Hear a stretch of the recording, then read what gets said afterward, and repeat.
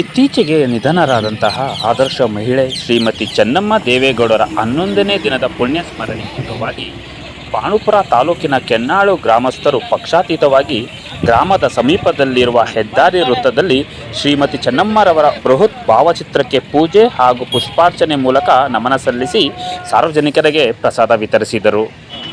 ಈ ಸಂದರ್ಭದಲ್ಲಿ ಕೆನ್ನಾಳು ಗ್ರಾಮದ ಮುಖಂಡರಾದ ಸೊಸೈಟಿ ಮಾಜಿ ಅಧ್ಯಕ್ಷರಾದಂತಹ ಲೋಕೇಶ್ ಗೌಡ, ಮಂಜು, ಅಭಿ, ಅನಿಲ್ ಕುಮಾರ್, ವೇಣು, ರೈತ ಸಂಘದ ಪುಟ್ಟರಾಮು, ಕುಮಾರ್, ಬೆಟ್ಟೇಗೌಡ, ನಂದೀಶ್, ಗಂಗರಾಜು, ಆಟೋ ಕೃಷ್ಣ ಸೇರಿದಂತೆ ಅನೇಕ ಮುಖಂಡರಿದ್ದರು.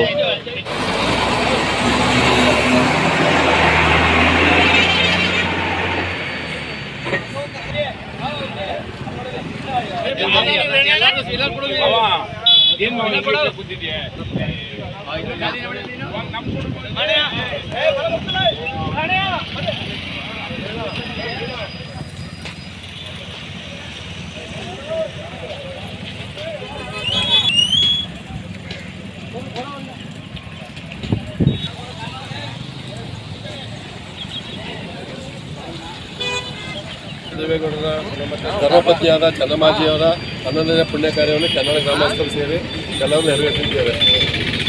11 ದಿನ ಕಾರ್ಯವನ್ನು ಕೆನ್ನಾಳು ಗ್ರಾಮ ಪಂಚಾಯಿತಿ ಲೆವೆಲಲ್ಲಿ ನೆರವೇರಿಸಿದ್ದೀವಿ.